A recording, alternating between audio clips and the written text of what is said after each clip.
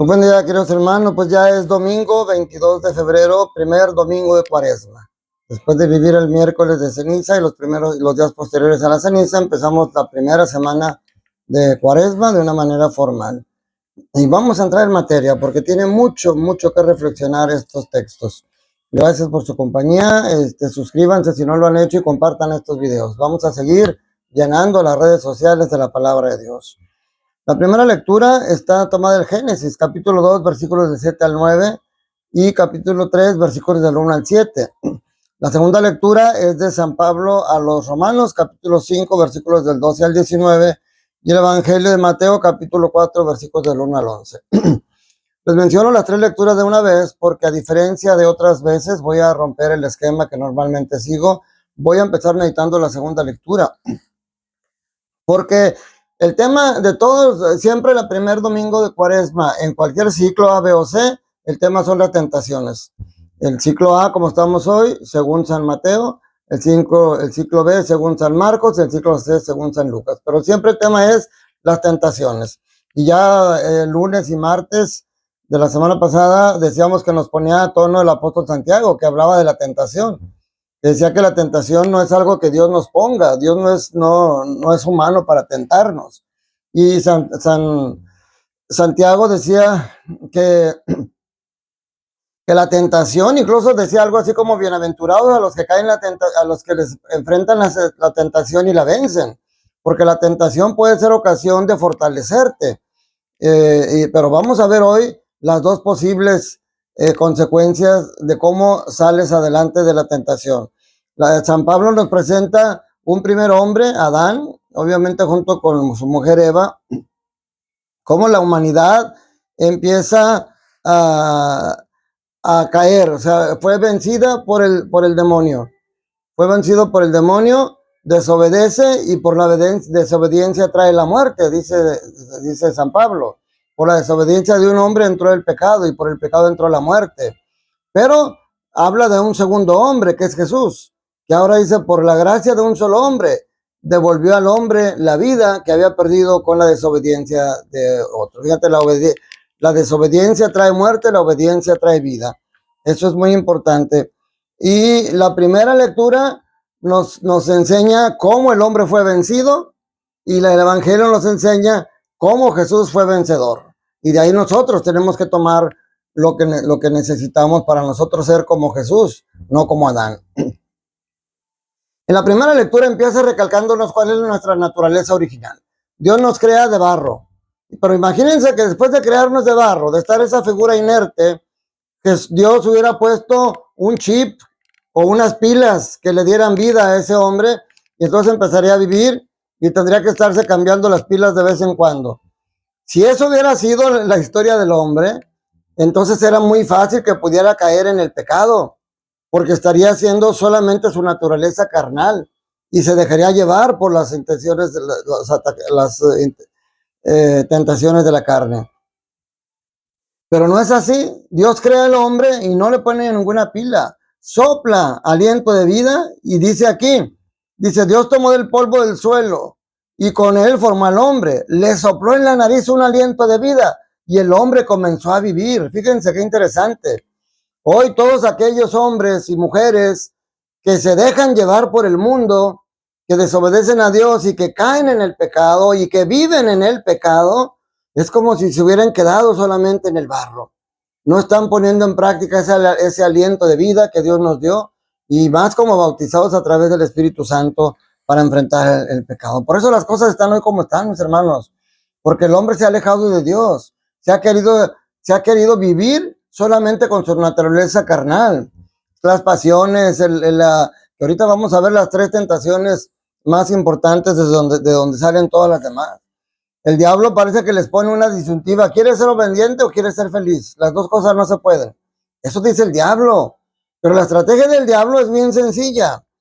Mentir para provocar la desobediencia y romper la amistad con Dios y por lo tanto caer en la muerte, en el pecado. Por eso Jesús le llamaba el príncipe de la mentira a Satanás. Entonces, fíjense, es muy interesante. Dios crea al hombre y crea a la mujer y le da todo lo necesario para ser feliz. Porque dice, él plantó el jardín al oriente del Edén y puso al hombre que había formado. Hizo brotar toda clase de árboles de hermoso aspecto y sabrosos frutos. En medio del jardín el árbol de la vida y el árbol del bien y el mal. O sea, el hombre fue creado para ser feliz y tenía todo lo necesario para ser feliz. Un buen lugar donde vivir, con paisajes hermosos, con aguas y ríos, mares donde poder ir a bañarse, frutos, animales para alimentarse y sobre todo la amistad con Dios. Todo lo necesario para ser feliz lo tenía. Y tenía el árbol de conocimiento del bien y el mal y el árbol de la vida. El Señor aquí solamente se refiere al árbol del conocimiento del bien y el mal. Porque la serpiente, que es el Satanás, el demonio, empieza a meter ahí la cizaña para lograr a través de la mentira. Porque fíjense, le dice a Eva, es cierto que Dios les ha prohibido comer de todos los árboles del jardín. Y por supuesto que no es cierto, Él sabe que solamente tienen prohibido de un árbol, pero que de todos los demás puede comer. Pero el príncipe de la mentira así es, empieza a mentir para confundirte. El problema, y desde ahorita lo adelanto, el Papa Francisco de feliz memoria decía, con el diablo no se dialoga, si dialogas con él llévalas de perder. Ahorita que veamos el Evangelio vamos a ver la diferencia del diálogo entre Adán, entre Eva y el diablo entre Jesús y el diablo. Son muy diferentes. El diablo le echa la mentira, le avienta la mentira y Eva entra en esa plática con él porque le dice, podemos comer de todo el fruto de los árboles del huerto, pero del árbol que está en el centro no podemos comer porque si no moriremos. Ya caíste como humanidad porque estás dialogando con el diablo, le das oportunidad de seguir hablando contigo. Y entonces la serpiente viene al ataque. De ningún modo no morirán. Bien sabe Dios que el día que coman de los frutos de ese árbol se le abrirán a ustedes los ojos y serán como dioses que conocen el bien y el mal. Y entonces dice, la mujer vio que el árbol era bueno para comer, agradable a la vista y codiciable para tener sabiduría. Si se fijan, ahorita que veamos lo de las tentaciones en el desierto de Jesús, pero son las mismas tres que hace aquí. Las tres P's. El placer, el poder y el poseer. El placer, que siempre lo relacionamos con el sexo, pero es el placer de comer, el placer visual, todo lo que entre por cualquier sentido. Y aquí cuando le dice que vio apetitoso, gustoso, sabroso para comer. O sea, esa es la tentación del placer. La tentación del poder, porque le dice, no tienes ya que obedecer a Dios. Tú puedes tomar la decisión de hacerlo. Y la de poseer, porque le dice, tú eres dueño de todo esto. Tú puedes saber. Y estas dos últimas tienen que ver con lo que dice el diablo. Serías como dioses. Y al ser como Dios, entonces ya no tienes que obedecerlo. Ya todo te pertenece también a ti. Y esas tentaciones fueron las que hicieron que cayera el ser humano. Primero a través de Eva y luego a través de Adán. Y ya por eso San Pablo habla en la primera de lectura de cómo por la desobediencia de un hombre entra la muerte y el pecado. Pero luego dice que por la obediencia de otro hombre, Jesús, entra la gracia y entra la vida. Y eso no narra en el Evangelio. El hombre ya había caído. Dios había prometido que iba a enviar a alguien a que restaurara esa relación perdida con Dios. Era necesario, si se perdió la amistad en base a la desobediencia en la tentación, era necesaria una situación parecida, que ahora el hombre se enfrentara a la tentación, pero saliera vencedor. Por eso es muy interesante que dice Jesús fue conducido por el Espíritu al desierto. O sea, no fue una casualidad. Y dice, para ser tentado por el demonio. No era casualidad, estaba dentro del plan que Jesús tenía que enfrentar la tentación. Y luego todavía más, como cuando uno le dice, cuando vas a jugar carreras contra uno y le dices, te doy ventaja de 20 pasos, hasta que llegues 20 pasos yo empiezo a correr. Porque aquí parece que Dios le da ventaja al diablo, porque 40 días y 40 noches está Jesús orando y ayunando. Pero obviamente Jesús tenía una naturaleza humana que también tenía hambre. Después de 40 días y 40 noches, por supuesto que tuvo hambre.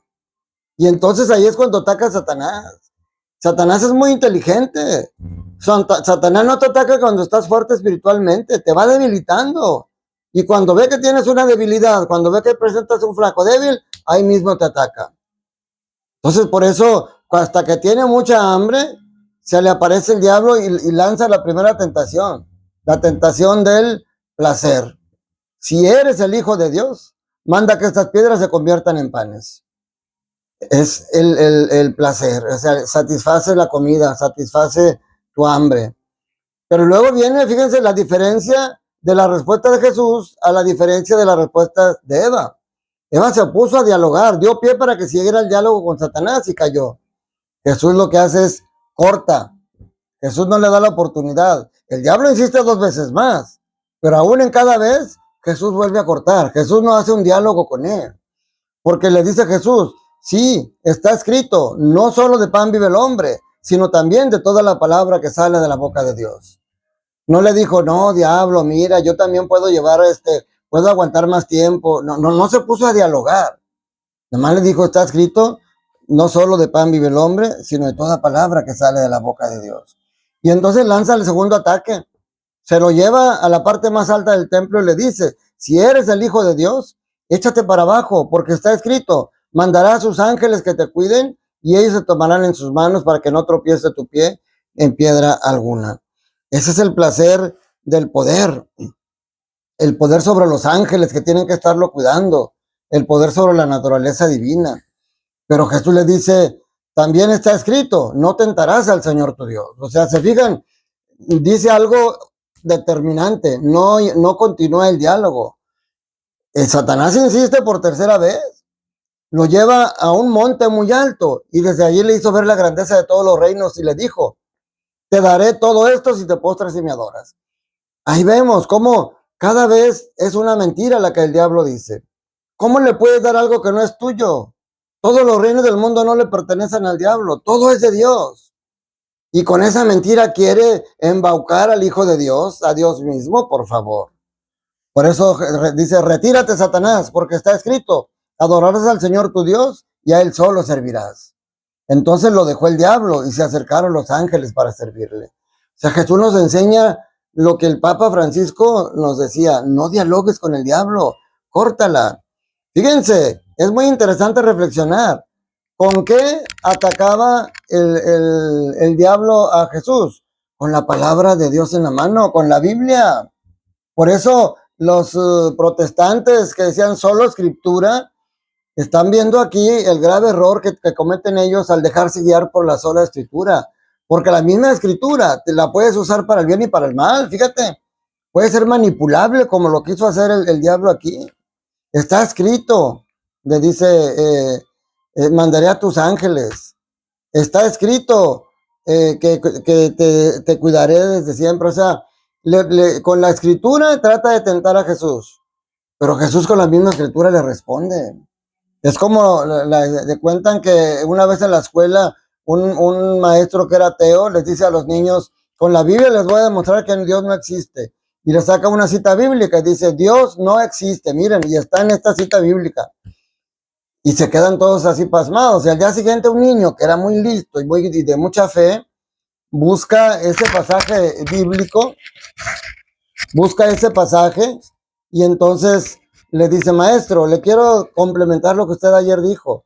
En el pasaje bíblico usted dijo que dice Dios no existe, pero le faltó leer la continuación. El versículo dice, Dios no existe en el corazón del malvado. Entonces, la misma Biblia la puedes usar para mal o para bien.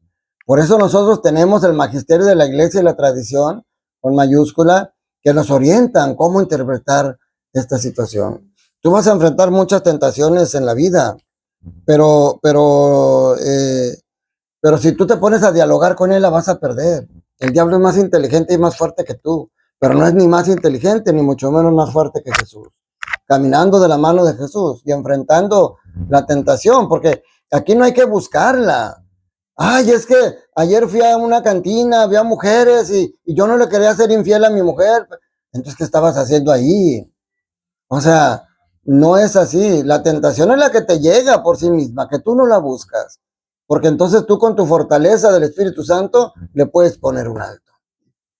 Es primer domingo de Cuaresma, estamos empezando estos 40 días apenas. Hay que fortalecernos con oración, ayuno y limosna o caridad para poder tener la fortaleza. Alimentarte de la palabra, escúchala, medítala, llévala a tu corazón y es la única manera como te podrás defender del enemigo. Que la bendición de Dios Todopoderoso, Padre, Hijo y Espíritu Santo, descienda sobre ustedes, sus familias, trabajos, escuelas y permanezca para siempre. Que tengas un día lleno del amor de Dios. Un fuerte abrazo para ti y tu familia.